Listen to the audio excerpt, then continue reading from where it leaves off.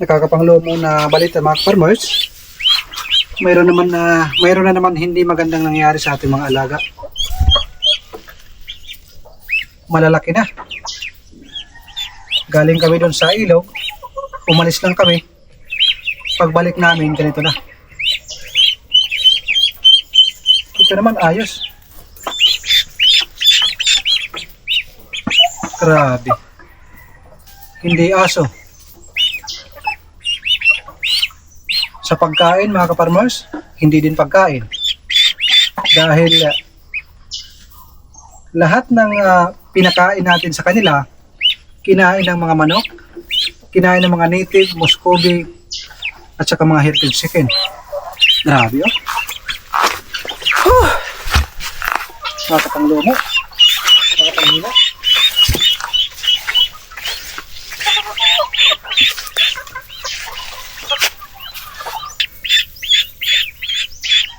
Sinadya ito, baka hinagisan. Baka may naghagis ng lason. Kasi napaka-imposible lahat. Patay. Lahat to. Makaparmas. Talaki na nito. Magwa 1 month na. Naglaho parang bula.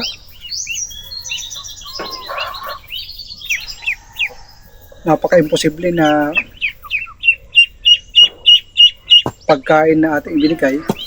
Dahil tulad ng aking sinabi, lahat ng aking pinakain sa kanila, pinakain ko rin sa mga heritage chicken at sa mga native na manok. Hindi rin aso. Hindi makakapasok dito ang aso at saka pusa dahil mayroong net sa baba, mayroong nakapaikot.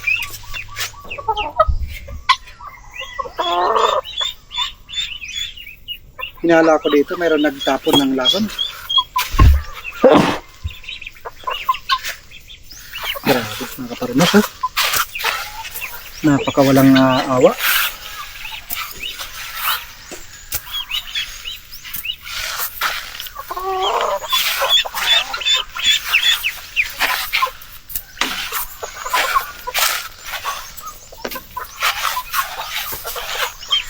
Sayang. Ito pa naman yung gusto ko na alaga na paparamihin dahil hindi ito sensitive sa pagkain.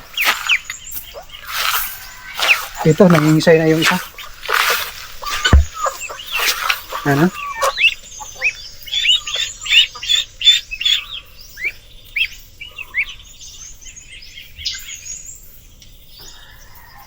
Nakita nyo naman yung aking pinakain mga kaparmers kanina. Banana trunk, madre de cacao,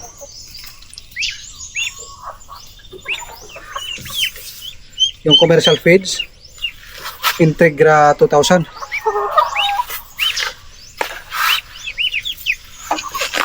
Yung paglalagay natin ng oregano sa tubig, hindi naman na first time yan ginawa natin. Noong mga una, ginagawa ko na yan. Kaya napaka-imposible na sa pagkain sila na lason sa ating ibinigay. Mayroon may gawa dito. Ayan na. Grabe, ang dami.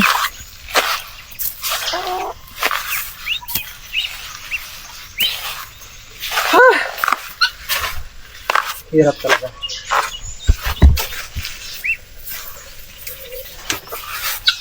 Ito, mayroon pang isa dito.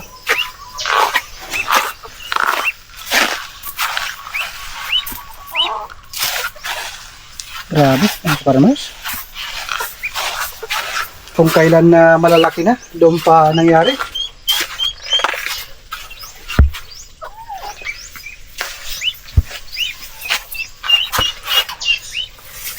Ha? Napaka-imposible na aso na makapasok dito. Merong natira, 1, 2, 3, 4. Siguro hindi nakakain. Oh, ito yung kanyang behavior. Nanginginig.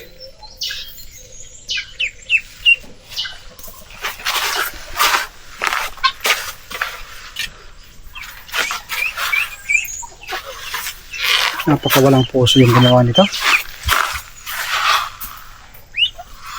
Nahimik lang naman tayo.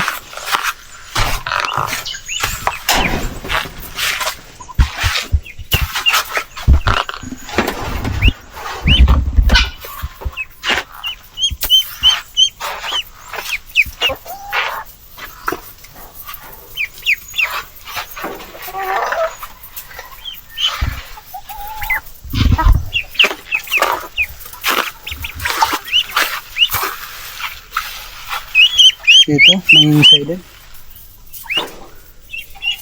Kasi kung aso may sugat eh. Walang mga sugat. Malinis oh.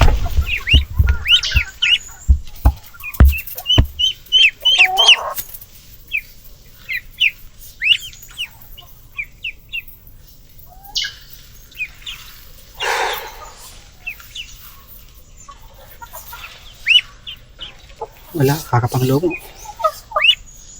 Grabe. Ito yung kanyang itsura oh. Ito, mamamatay din to.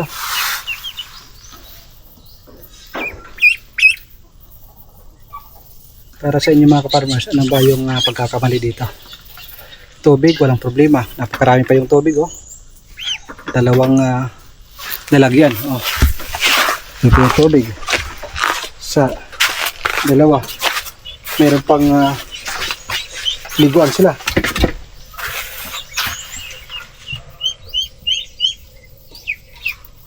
Kalaisipan, bakit nangyari ito?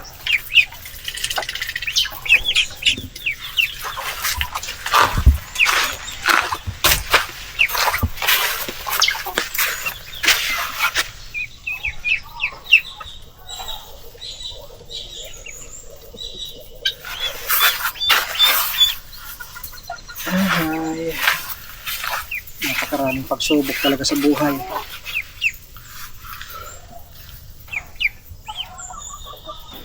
Hindi ako na makapaniwala. Ngayon marami kaming dala na organic. Magbibigay sana tayo, magpapakain. Excited pa naman kami ni Brad para makapagpakain.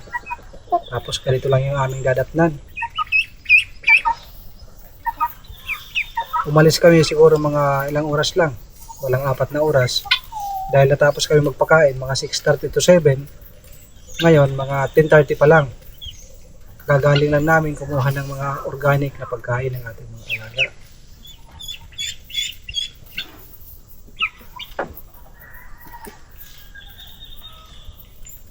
Grabe mga kaparmers, ano yung ating gagawin?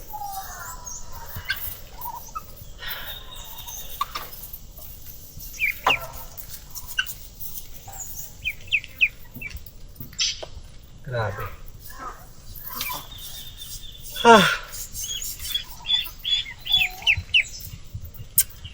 Sayang.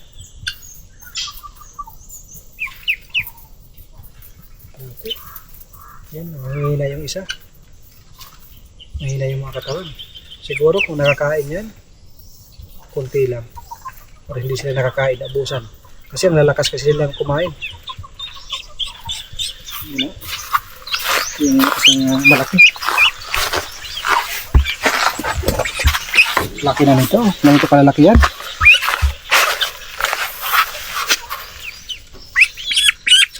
Oh. Lord. Ano ba ang aking pagkakamali? Ano naman ang ginagawang masama dito? Pambihira.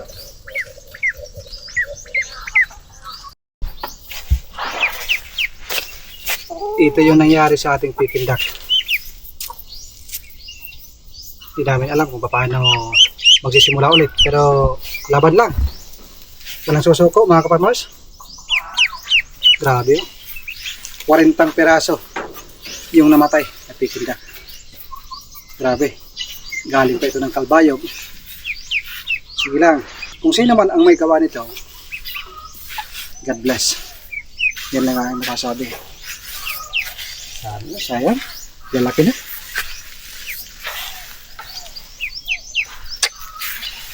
Nakakapanglomo, pero ayos lang.